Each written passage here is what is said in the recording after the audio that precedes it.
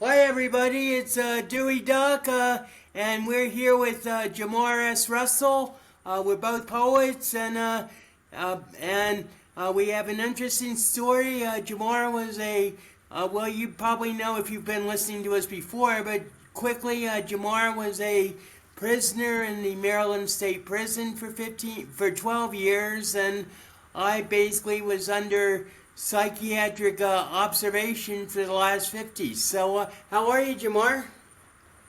I'm great. How about yourself?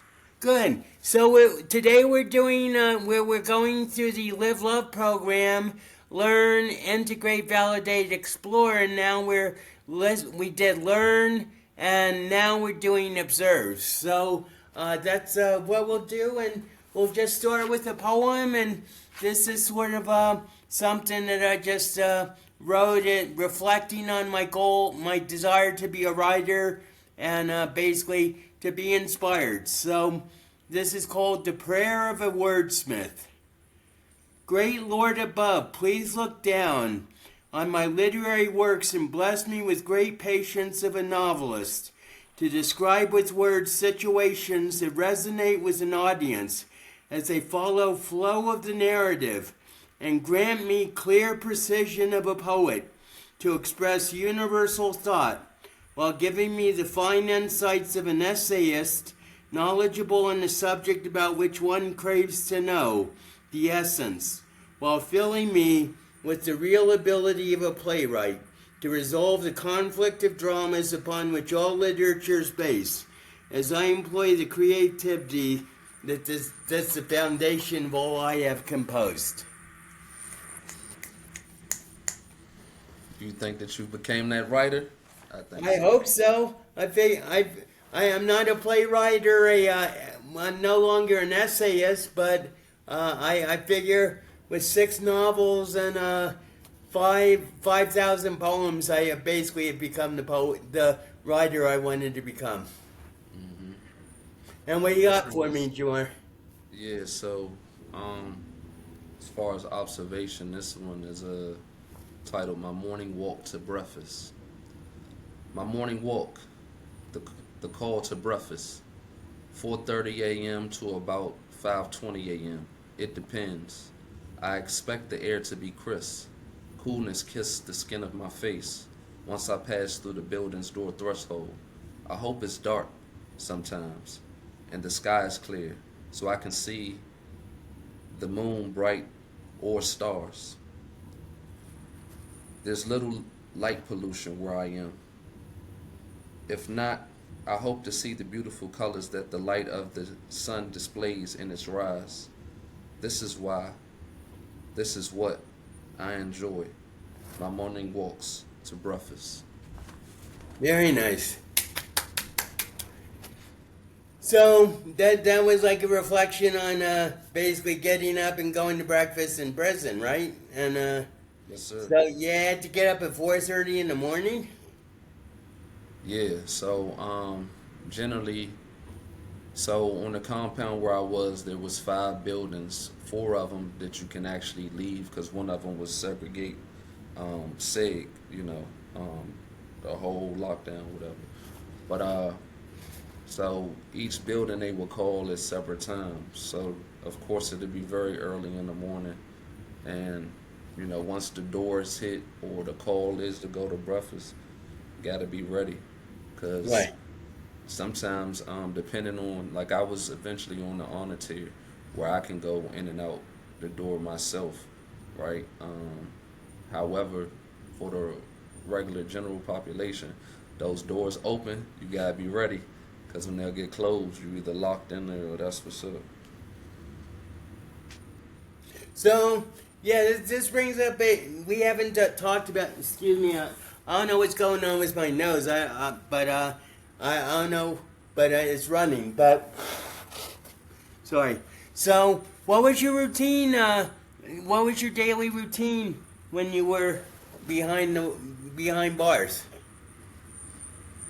So Monday through Thursday, I worked at the shop, which is Maryland Correctional Enterprise, in the print shop.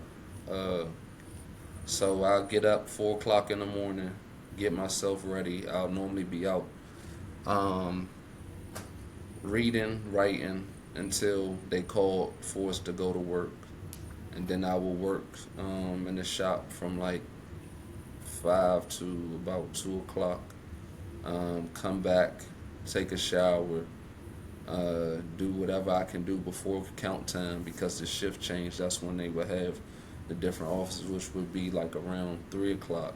The shift would change. After that, people come out, sanitation, clean, whatever. Then not too long after that, they'll be calling for another meal. You go out, and depending on if they got wrecked that evening and some other type of thing, anything that a person might be into, if we're not locked down.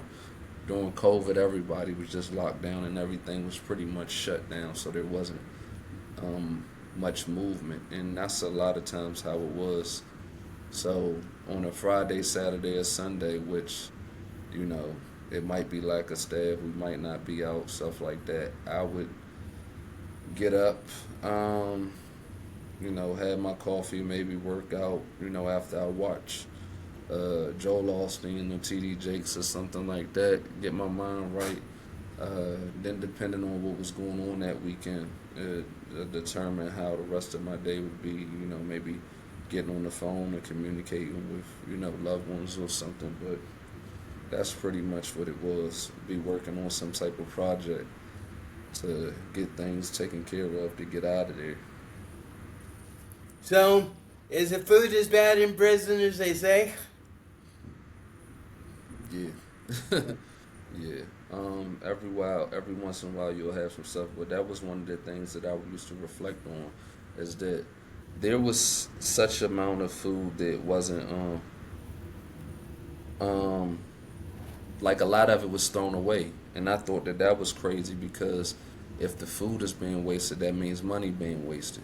So what Right. would be the point of buying bad food? Like, and then on top of that, if there's food that's not being eaten, and that means a lot of people may not be getting the nourishment that they need and stuff like that, and I have to rely on um, rely on commissary, which a lot of times would be high in sodium or stuff like that, which would be very unhealthy. So it just wasn't good. And it was 3 meals a day? Yeah, I mean, if you wanted them, because Right. being at the so when I wrote that morning walk to breakfast, most likely I was going to work if I had to go to breakfast first, because after a while it wasn't worth getting up that damn early, you know, Right, right. and the thing about it is you'll still be woken up, but it's just the whole thing of going and coming and then to eat something and then have to lay back down because you gotta go, lay back, you gotta go back to the cell.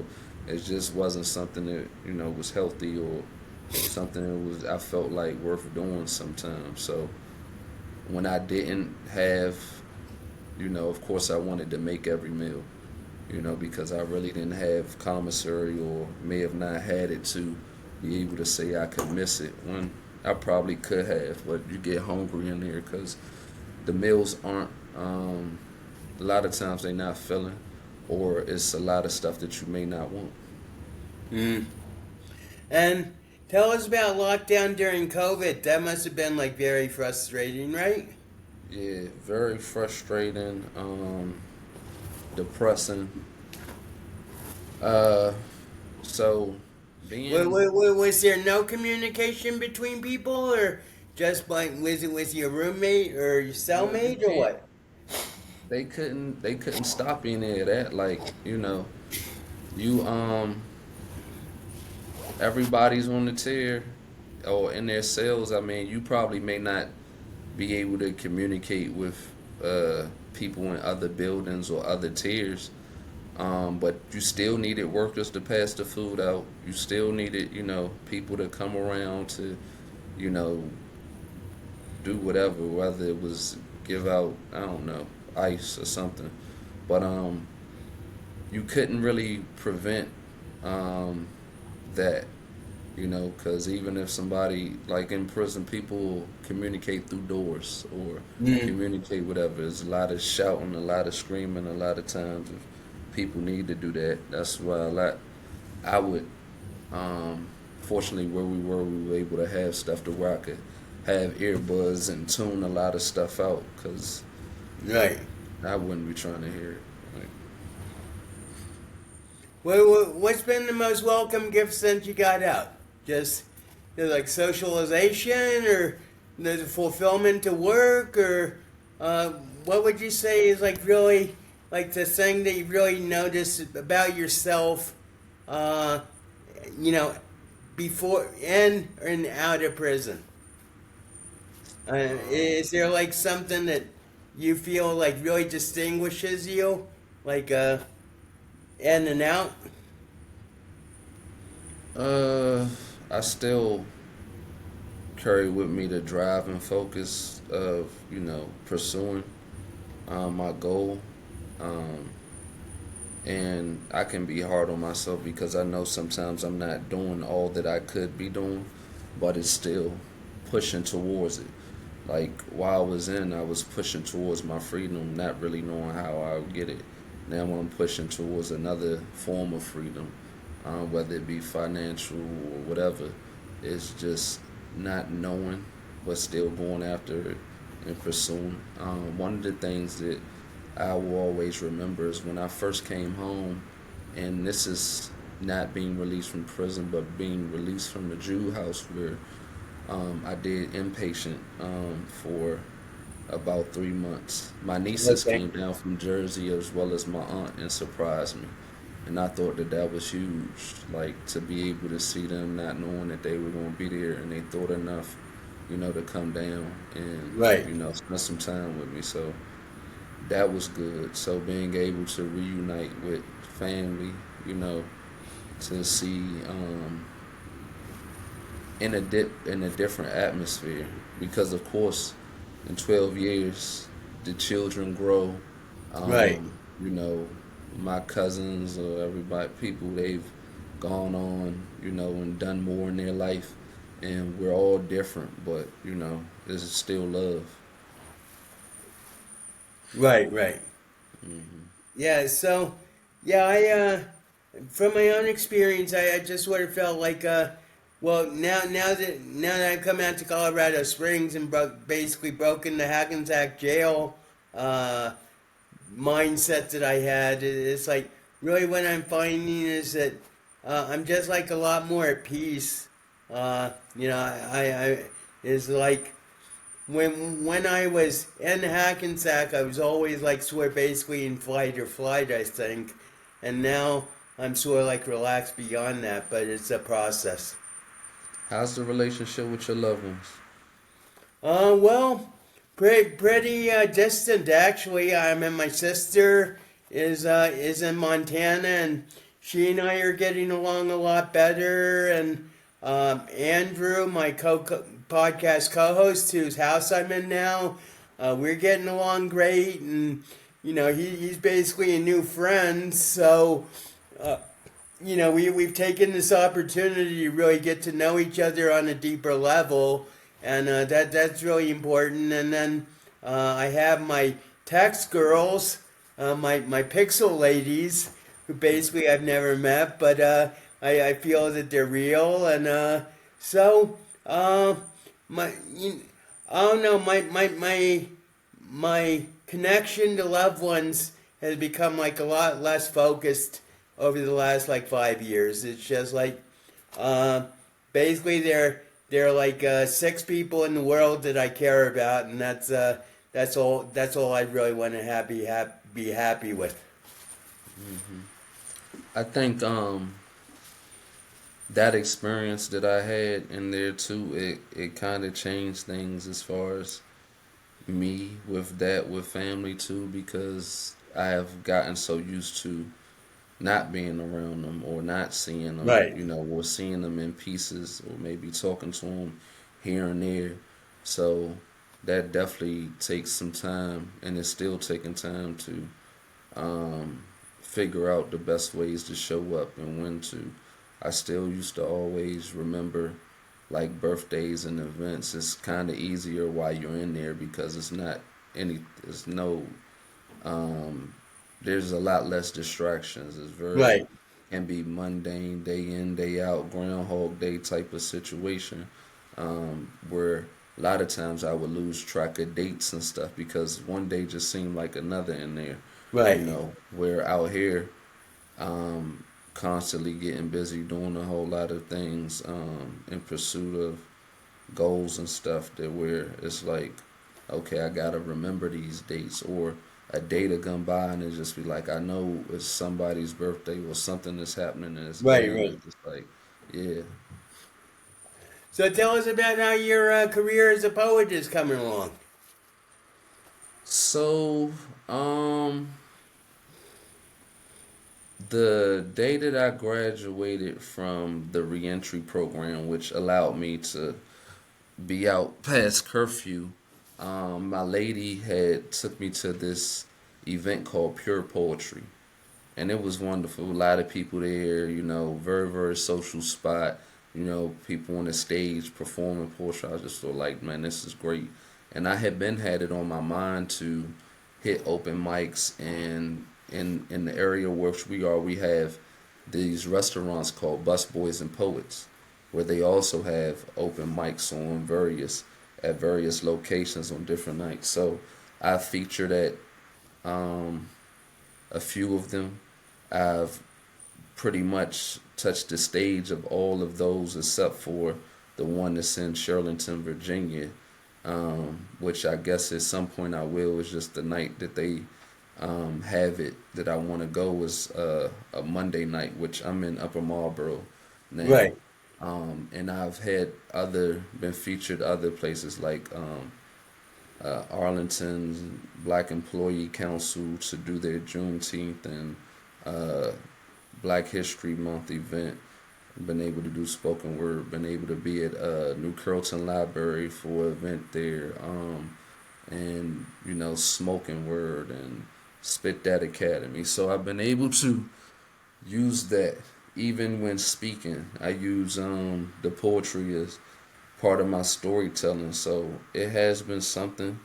I haven't been doing as much lately because I've been kind of focusing on other things. But I mean, I have the books, I have the material, so Right. hmm So bus boys and what? poets. Oh, okay. And what's that about? It's a Is it just restaurant. like a It's a restaurant, bookstore, and they have open mics. So it's a nice vibe. You know, I definitely suggest you look it up, like on the internet if you can, to see where right? um see what it shows. But generally, they have book signings there. They have different events. It's really nice ambiance and stuff like that. So yeah, that's right here in the DMV area. Oh, okay, cool. Yeah, for in the '90s there were a lot of open mics around, poetic open mics around in New Jersey and everything. And I had this lady that I used to go with, and she would drive, and I. But so far as I can see, that's totally changed. There are very rarely like open mics in New Jersey anymore, and if there are, it's usually for music rather than for poetry. I know there's definitely they definitely have them here. There's quite a few of them.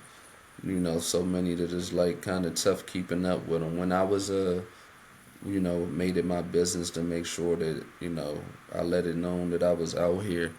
I would maybe doing three in a week. You know, and it Wow. probably was more that I didn't know about, but that's when I was on that campaign to do that. One of the things that why I fell back is because it was after a while it started becoming expensive. I might make Right, some right. money, might sell some books, but I might not. But I might be in there, want to eat, drink, or whatever, have a good time, and then it's like, all right, well, can't do this all the time. Right, right. Yeah. Well, so uh, what your philosophy is about. Well, I'll say mine and then maybe. So basically, my philosophy of poetry is the most elite of the writing arts, and basically, it's it.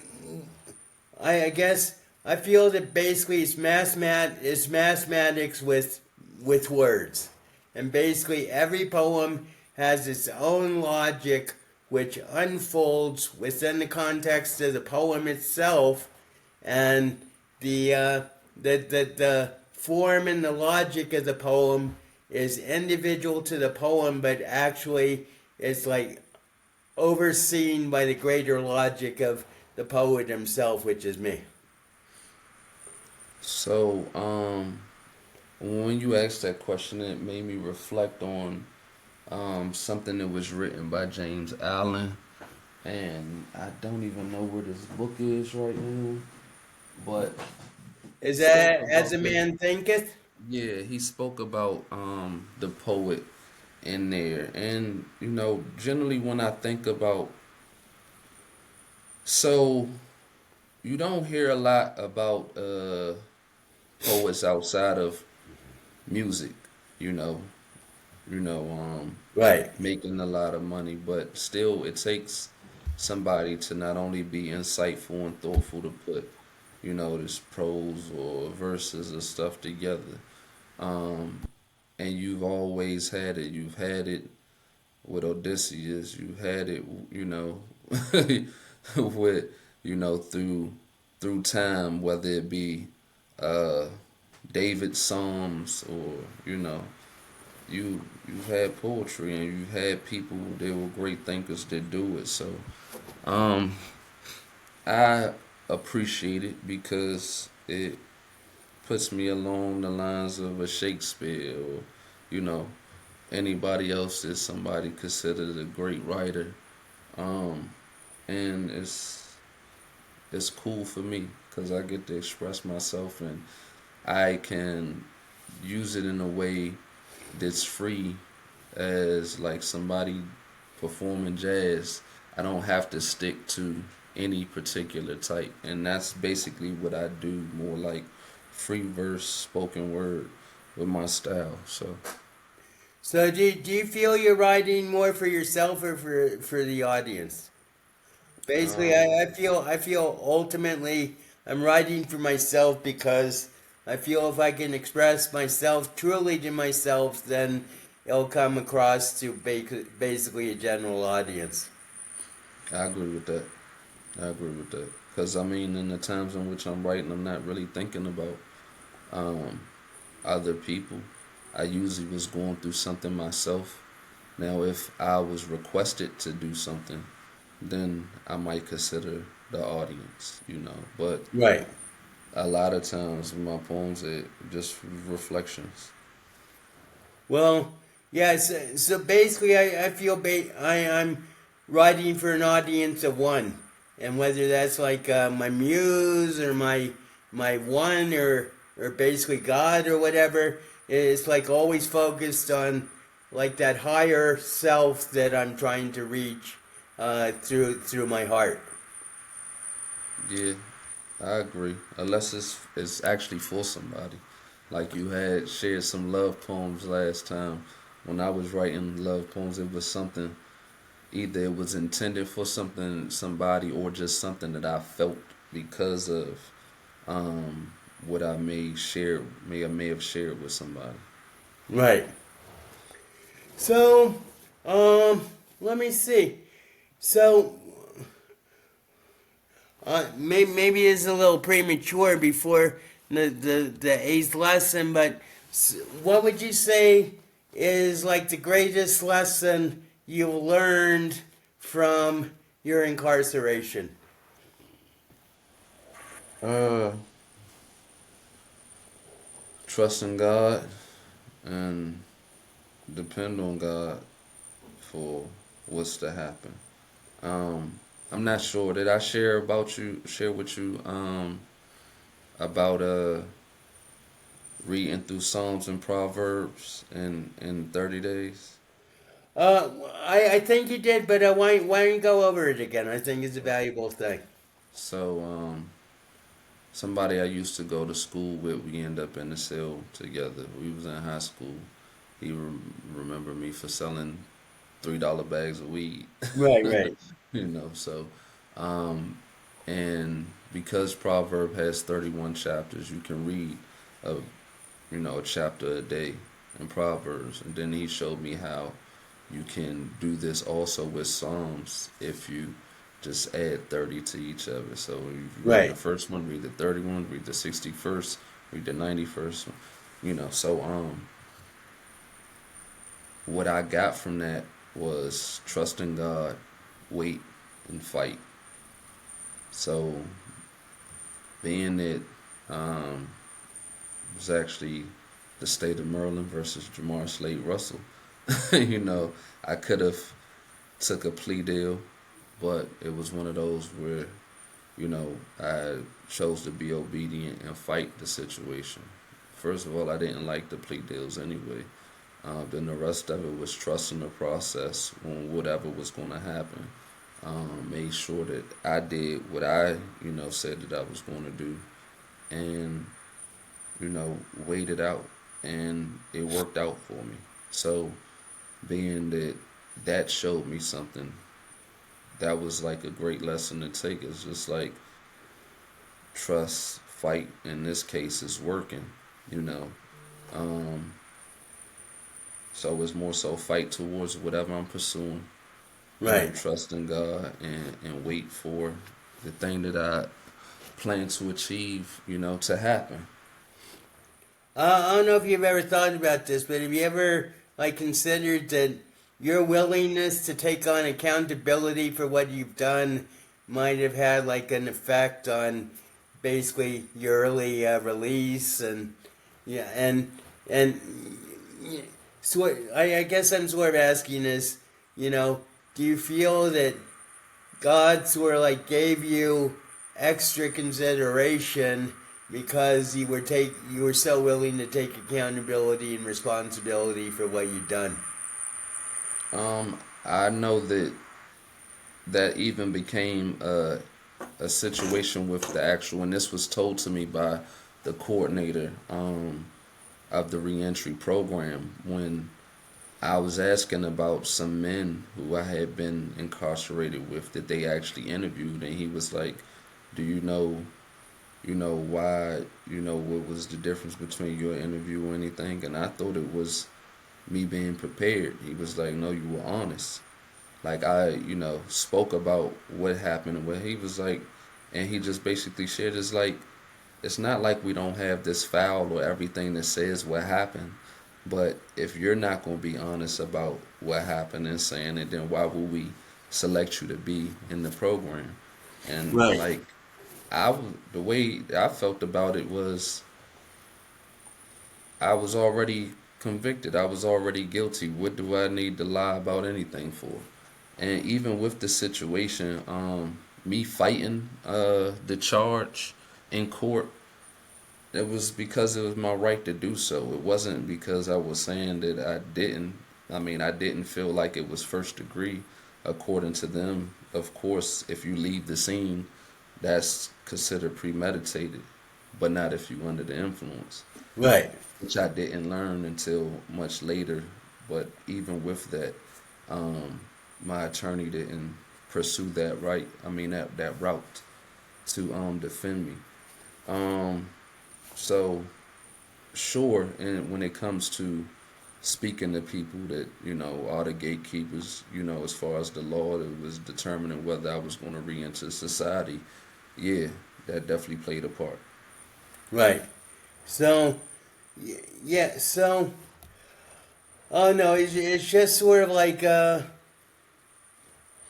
dichotomy between like accountability and responsibility, and also self. It's not a dichotomy, but like the combination of accountability, responsibility, and self awareness, I think, is very important. And to be self aware takes accountability and responsibility for your actions. So this is the thing that Dale, when I speak to you, right? You seem more like a psychologist or a professor, you know, than somebody that has been battling schizophrenia for years.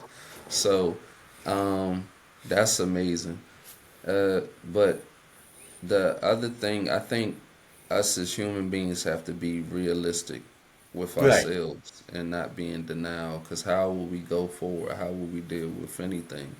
You know, I'm not a fan of people that play the victim role, which, you know, that happens in prison a lot with people because they feel like the law has railroaded them some Right. type of way, which is like, all right, there's people that's, you know, been wrongly convicted. That definitely happens. There's people that get pressured into plea deals, you know, which when you face with a whole lot of time, that can be very intimidating. And it's like, well, I don't feel like I have a win, you know what I'm saying, in this system. And that truly happens. But then there's a lot of people that is just like, come on, stop playing. Right. Like, you know what you was out there doing. And even if you weren't convicted of this, you was convicted of that. And, you know, sometimes it's just, that's the way that it has to be. Um, you know, I'm not for anybody being incarcerated that shouldn't be, you know. But it's still like those that want to play, man, they hit me with all this and they hit me with all that. Then we have a conversation and you talking about all the drugs you done sold or all of the acts of Right. violence that you might have been a part of. It's just like, hold up, what are we talking about? Like, huh? You know, so it it seems crazy to me, but there are people that, you know, feel like a victim in those situations. And it's like, wow, you know, instead of being like, and I felt like this for those of us that was in the streets, you know what come along with this, you know? Yep. Like, you know Well, what come along. So it's like, what, you know, why you crying? well, I think that's very true. But with mental illness, I mean, with basically in prison, if you did something and you get caught, then you need to. I mean, you can't say that you're a victim. Whereas with psychiatry and mental health, it seems like the whole system is directed towards keeping you in victimhood, and that's really why I think it took me 50 years to like basically break out of Hackensack is because, ultimately I kept falling back into victimhood. And even though I understood that everything that happened to me was for me, it still took a long time for me to really integrate that thought and see myself as self empowered and sovereign rather than a tool or a puppet of the doctors and the psychiatric system in which I was immersed. Yeah. And that's something that, as I look at certain things today with different people, whether they might need a medication or may not, or the dosage may not be right and things, and it's it's important that people learn to advocate for themselves, Right. um, and learn, you know, even how, because a lot of people don't know. They may not know, and I know of people that I don't like taking that medication because it doesn't make me feel like myself. And then there has to be a conversation with whoever's giving you the medication because that may not be the medication that's right for you. Or when it comes to certain things that can help, you know, assist a person along, um, I don't know if everybody is being properly assessed. I don't know, and I feel like in some cases people just get grouped together and then they just do what, you know, is told to do because you're getting billed by Medicaid or whatever, the insurance company or whatever, and that's just the practices instead of really looking and seeing how can I help here? What can I do to help this human being along, you know? And I think some of that comes from when we don't see ourselves in others, when it's just that's them over there, or you know, when you see the separation, then you don't see, or treat the person like they should be. Right. Well, it goes way beyond just sort of like mental games of victimhood and everything, because ultimately, if you see yourself as a victim, and basically the negativity of that could make you very sick, and and not only just the process of like being a victim put you in a negative mindset that's going to make it very hard to make it even harder to recover. Yeah. Mindset is always key. So I Yeah. could have chose to be defeated, Yeah. which sometimes it'd have been people in there, and I'm like, well, why you not trying this? Why you ain't? And they'll come up with an excuse. And I remember good man, Yasin used to say, excuses only sound good to those that make them. Right. Yeah, so when I would hear that, it would be a turn off. So it would just be like, you know what, I ain't even gonna waste my time bringing that up no more, because I can't fight for you. You know, you gotta be able to have that in yourself to go after. So it's probably a lot of people that could be free if they wanted that, but if they don't want it, then they're gonna stay where they are. Yeah, well, that's a very hard thing for a lot of people to do, and I'm guilty as myself. Is basically people don't know what they actually want. I Hmm. mean, there's a lot of comfort in being a victim, and if you continue being a victim, then you're never going to get what you want, because you're always going to have that barrier of your own self sabotaging self getting in the way of you achieving what you want. And No, I agree. but you're also an example, Jamar, of what can be achieved when you know what you want. Absolutely, and that's pretty much the goal.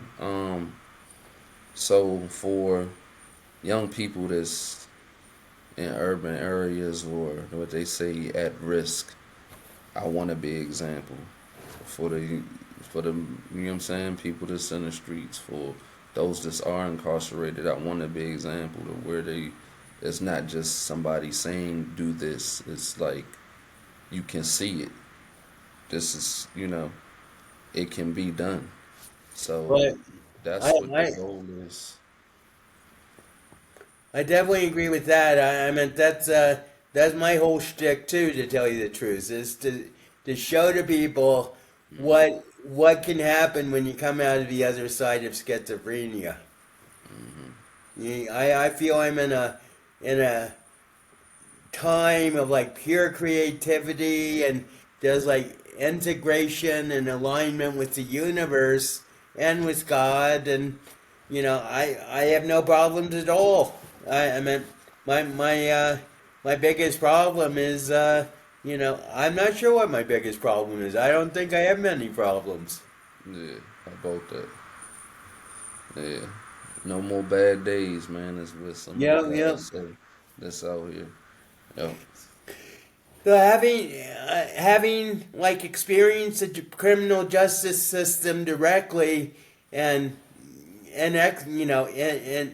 and inescapably, what would your judgment of the current system be? I mean, do you think it's prejudice against people of color, and I mean, just like what is your impression of like the overall criminal justice system? Do you think it's fair? Do you think it's like prejudiced, or absolutely.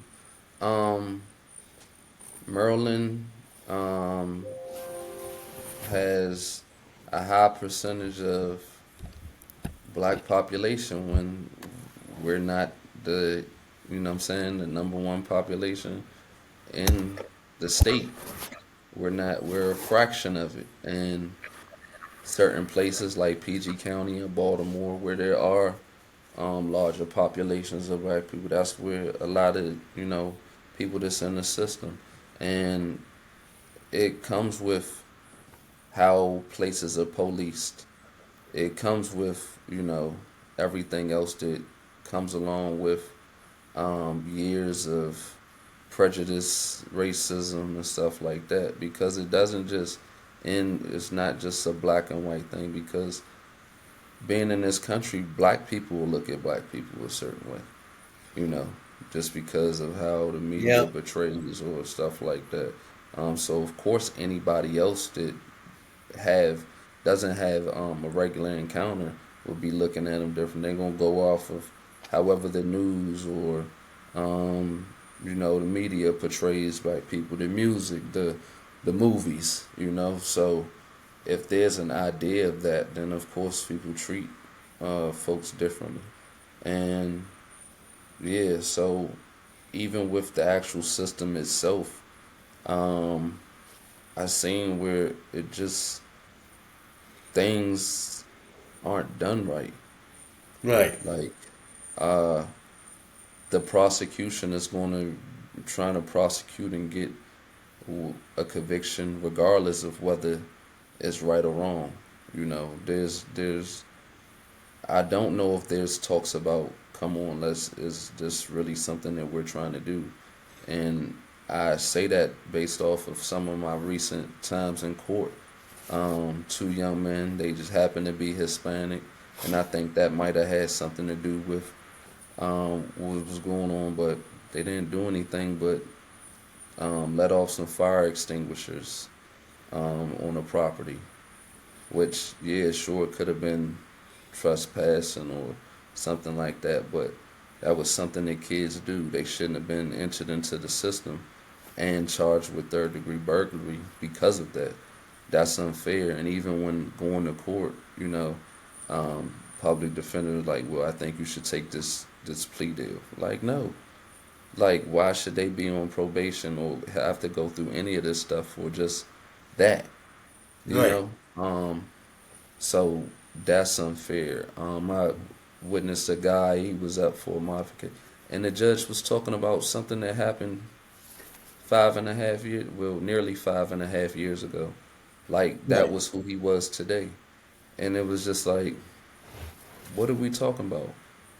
He already got convicted of that when, you know, but we're talking about whether he should, we're talking about now, but you're still talking about then. And use that as an excuse not to give the man another shot. And that's what I see. Because, of course, you have the threat of, well, if I let them out, are they going to do the same thing? They're not the Right. same people. And there's statistic that shows um, those that do education, program or pursue a degree, the chance of them being a repeat offender or recidivism drops.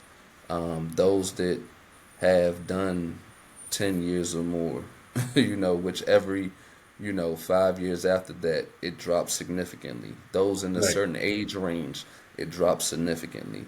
Those that, and there's all of these factors, and I think that should be taken into account um, to assess somebody's likelihood, rather than going over what their charge was once upon a time. Let's look at what they've been doing since, you know.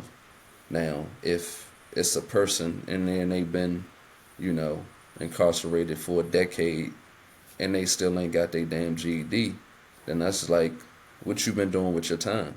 Right. But if there's somebody and they have been in there for that same decade and not only done all the programs, created programs and stuff like that, then that's a great use of time and probably Right. somebody that'll be able to add value to any environment.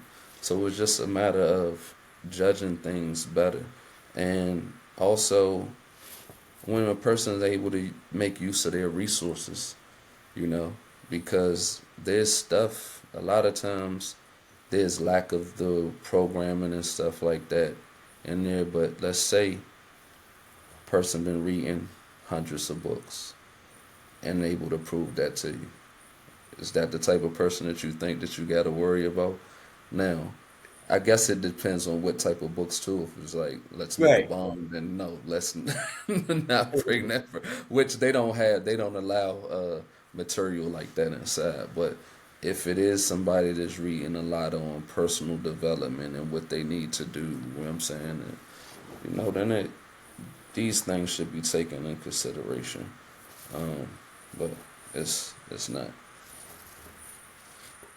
Oh, so, as someone who got out of prison and basically became an entrepreneur and everything, and you're building your own life, and that's very impressive and everything. But what would you say to someone who basically like doesn't know how to, or doesn't know how to self-employ, and he gets out and everything is against him because he has this record and people don't want to hire him? So I mean that really seems to be like one of the big dilemmas of recidivism, is this idea that once you get out, the environment is so hostile because of your past that you can't really get a foothold in general reality, and that's why you go back to crime. So, what I would suggest is for somebody to find somebody that's done it, because generally there's other brothers that's out here or sisters that have gone through the system, been able to find employment or done some other stuff. Everybody's situation is going to be different, but it's just to hear, like, this is what you may face so you can be prepared. This is what I did to get help so that you know Right. what direction to go. And they have it in PG County here. They have the peer navigators, which can help a person along or, help them out in those situations, because it does become tough. The cost of living doesn't stop just because you just got out of prison. Right, right. You still gotta figure out a way to provide for yourself. But then it's also to remind them, like, what would you rather do? Struggle out here or have it easy in there? Because you don't have to pay for a meal inside. They'll give it to Right. you. You don't have to pay for um, shelter. You know, they'll provide that. But what would you rather? Like they say, three hots in a cot, right? Exactly. So it's like, would you rather struggle out here or not in there? So that's a choice. And if a person is willing to endure, then they'll be fine. It's just you gotta keep at it. It's nothing is supposed to be given to you. You know, somebody you may get help here and there, but if you didn't came out the system, most likely you're an adult. So it's time to do what adults do. Make a way. Yeah. Well, this gets back to accountability and responsibility, and that's one thing that I feel. Basically, I always stood up for. I mean, when I made my "I'm God" joke, it's sort of like I got pulled into like this alternate reality where everybody was trying to prove me wrong, and basically I said, "Well, okay, go ahead and try." And it took me 50 years, but actually, after 50 years, the psychiatrist just got tired of trying to prove that I was insane. So, I got my delusions, and actually, on YouTube yesterday, I was watching this neuroscientist talking about the importance of delusion, and basically how delusion is like the maintenance of goals. And one thing that Andrew and I have talked about is this idea that delusion is a skill that is very hard, that you can cultivate in order to realize your own dreams. And the delusion is what drives you to keep going. I would love for you to look into the Five Percenters, Nation of Gods and Earth, which also called God Body, which they believe, you know what I'm saying, the black man is God and stuff like that. Right. And then you look at the philosophy and then compare and contrast your own notes, and you'll see that, you know, you may not be off. Also, different things, whether it be Hermetic philosophy or Egyptian yoga. Oh, I mean, the book of coming forth by day, the Metu Netter, different things that basically, you know, lean more into the awakening of who you really are, you Right. know. And it's not to say that you are the all supreme being, because I don't know how these systems were created, you know, Right. gravity and so forth. But it still lets you know that you have powers that's beyond eating, breathing, and pooping. So, Well, you know, so they, it's not a far fetch. You know, it's just that people don't like to hear things beyond what they consider normal, and well, that's one of it's the also things. people don't want to hear something that tests their boundaries. And that's what I was gonna say. It threatens what they believe is so. So those were the things that I had to learn to be careful about. Um, Speaking with just knowing the audience, like, why would I be talking about something like that to people that I know that it's going to seem like it's blasphemous or, you know, just crazy? Because through history, you had people who get killed for stuff like that. They had the Salem Absolutely. witch trials and everything like that. So Yeah. you get to talking away. You know, fortunately, we not necessarily in times like that, but you know, it's still people are people, and it's just recognizing that and knowing that, like, okay, I definitely have to be careful of my choice of words or my ideology when I'm dealing with folks. Well, to be honest, Jim, I sort of feel like I'm the Roger Bannister of metaphysical studies.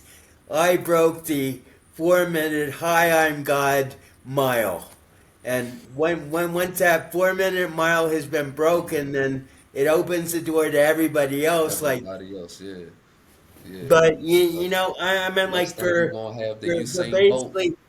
basically 2,000 years, the 4 minute mile was an impossibility, Hmm. and then Roger Bannister did it, and within like 2 months, like 20 other people had done it, and now it's like common in high school for people to run 4 minute miles. And basically, I just feel like I was a pioneer who basically took on the job of saying I'm God just to prove that you could say it and escape metaphysical punishment. And this is like what we talked about in my other podcast, doing Andrew conspiracy, is this idea that ultimately uh, it's it's internal acceptance rather than external judgment that's going to determine where you're going to end up. I agree. Because ultimately everything, as they say, as without, so within. But ultimately is a, everything external is a reflection of the internal. I mean, this is what I believe, and the more you can like focus on the internal that you're projecting into the world, not only will you understand the world more, but also your power in the world will increase. Hmm. Got a poem for you there. Okay, great. Um, I don't believe I've read this before, but it's called Judgment. You ever heard this one before from me? Which one? Judgment. No, I don't think I've heard that one. Okay. I've seen too much, read too much, heard too much, and don't agree. Only God can judge me? Bullshit. Sounds good. 12 folks judged me. The foreman stood, found me guilty twice. So what that I could get life? So I disagree. Folks always deciding what's acceptable. Thinking of bad decisions I made over a decade ago that wouldn't be accepted. So So what that I am who I am presently because of mistakes? People will judge me, so I don't agree. God hasn't passed judgment on me. It's always people, cruel ass people. Fuck their standards. So many Bammers ain't qualified. If I was smarter, I would have had a judge trial. Even then I would have a judge. So many judge. I've learned to judge so that I won't repeat what was. People, places, and things. There's so many fucked up sayings. Stuff people repeat that they shouldn't speak.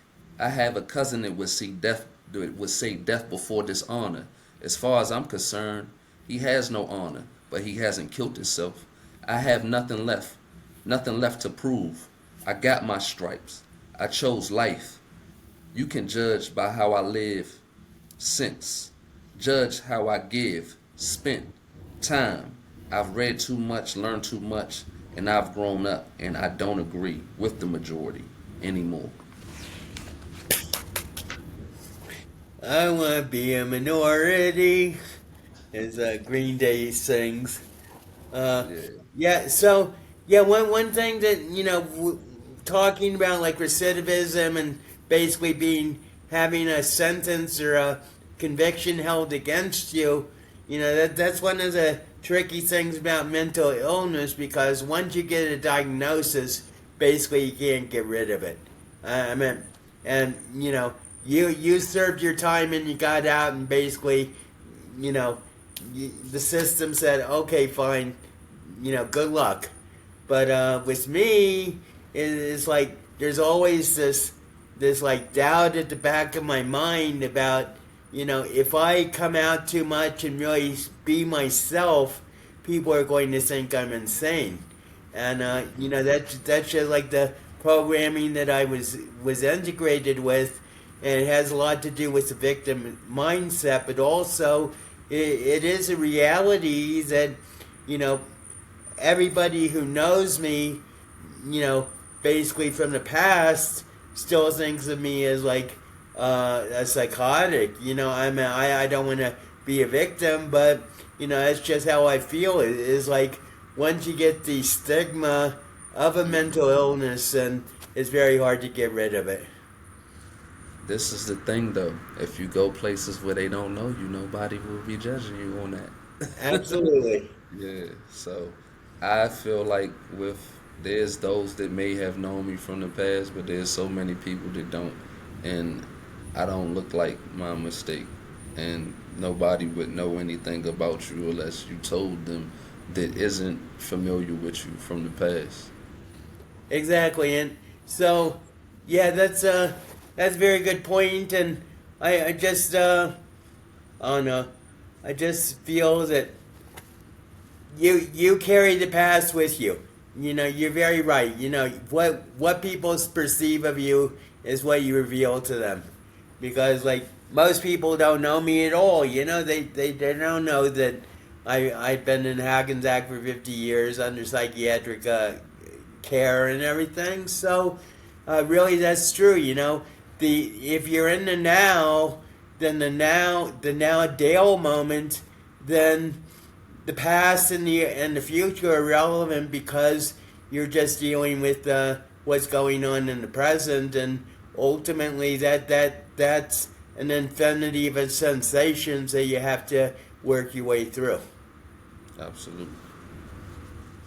Okay, well, we're at an hour, so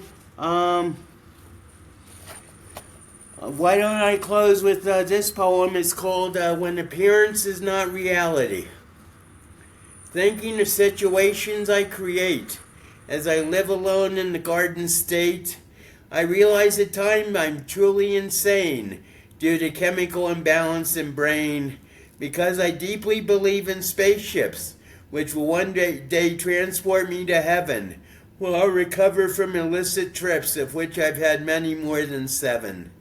And made my mind separate from my bod to lead me to exist in sci-fi land, while in Hackensack I've made final stand as the earthly citadel of Lord God, to whom I have become the Holy Ghost, who will welcome him as a grateful host.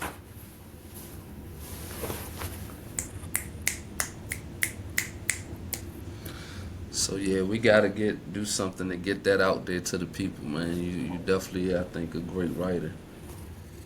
Definitely. And I got lots more where that came from. I got 5 books, but I got 5,000 in the archives. So Okay, okay, we're gonna get together on that.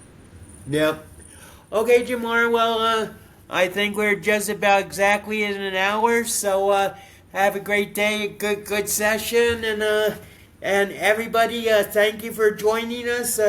And I hope you're enjoying Con and the Doc, and also the Live Love program, which is what we've been doing. And this has been the 6th letter O out of Live Love, observe, and this is just a process that we go through in the Live Love in the Live Love program. And if you're interested in contacting either me or Jamar, feel free. I'll try to put the contact information in the description. So Jamar, have a great day. Bless me. Have a great day, and everybody take care, and have a great day. And thanks a lot, Jamar. Thank you. And why don't you stick around and just hold on.